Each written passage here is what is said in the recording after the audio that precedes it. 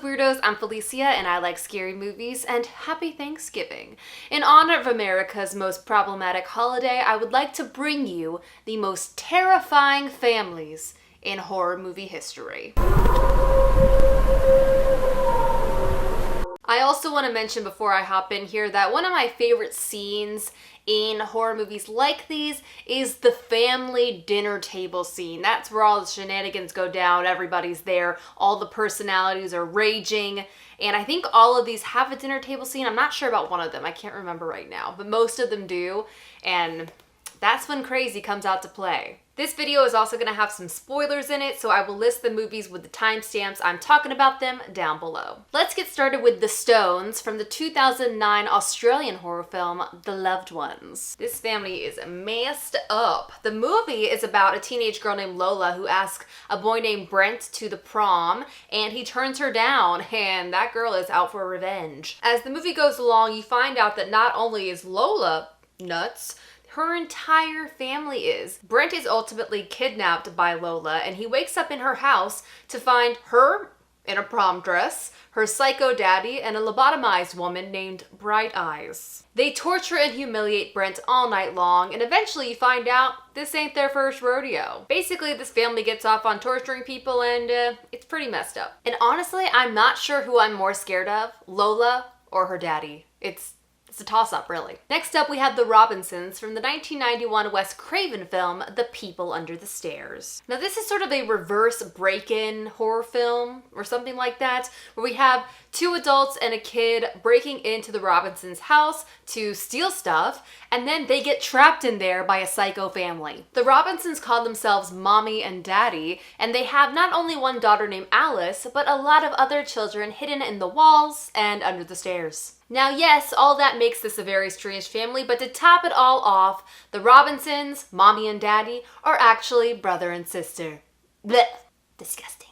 I do think this is an underrated Wes Craven film, so if you haven't checked it out yet, highly recommend it. Next up, we, of course, have the Firefly family from the Rob Zombie 2003 film, House of a Thousand Corpses. This family includes Mother Firefly, Grandpa Hugo Firefly, Early Firefly, also known as the Professor, Captain Spaulding, Baby Firefly, Otis B. Driftwood, Rufus Firefly, and Tiny. Now this is just a big old family of serial killers. Classic. Each one of them are totally demented in their own special way and come together to make the Firefly clan. They're gross and they get off on violence, but they're somehow still fun. There's sort of a whimsical circus-like quality to this family that makes them really fun to watch, but also terrifying. You can also catch most of these characters in the sequels, The Devil's Rejects, and Three from Hell. Alright, next up we have the Armitage family from the 2017 Jordan Peele film, Get Out. Now we have the main character of Chris who goes to meet his girlfriend,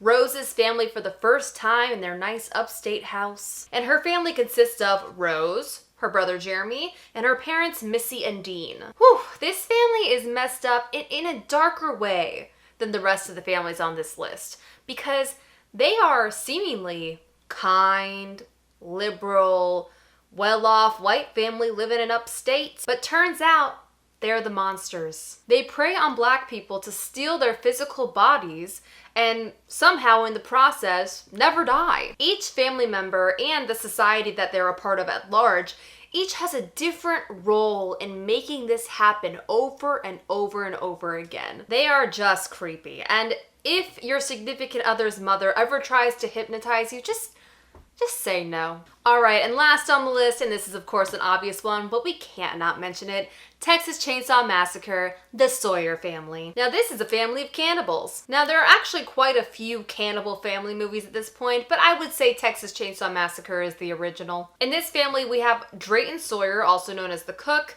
Nubbin Sawyer, known as the Hitchhiker, Chop Top, who we don't meet till Texas Chainsaw 2, but I had to mention him, Jedediah Sawyer, known most famously as Leatherface, and Grandpa and Grandma Sawyer. If you need some Thanksgiving inspiration, just watch their family dinner scene. It is just so heartwarming. Alright, and I'm going to end off this video with a couple of announcements. First of all, Horror Movie Club in December is going to be Guillermo del Toro films, which I'm freaking thrilled about. The voting's gonna be out on Friday, but the first movie of the month will be The Devil's Backbone. If you don't know what Horror Movie Club is, we meet every Wednesday night at 8 p.m. Eastern Standard Time live on my channel.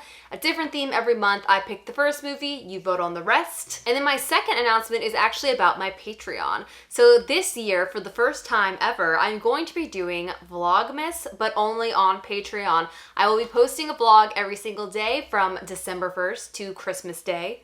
If you want to follow more of my everyday life, it is linked down below and you can watch those videos for as little as $1 a month. I also want to take a moment just to say thank you all so much. I've had a really good year on YouTube. I know it's not over yet, but we are almost at 5,000 subscribers. I appreciate every single one of you that likes my videos, watches them, subscribes, is on my Patreon. I truly appreciate your support. I also know this is a strange year in terms of Thanksgiving, so whether you are with your loved ones or apart from them, I hope you have a very safe Thanksgiving full of love, and I'll see you in the next one. Have a nice scream.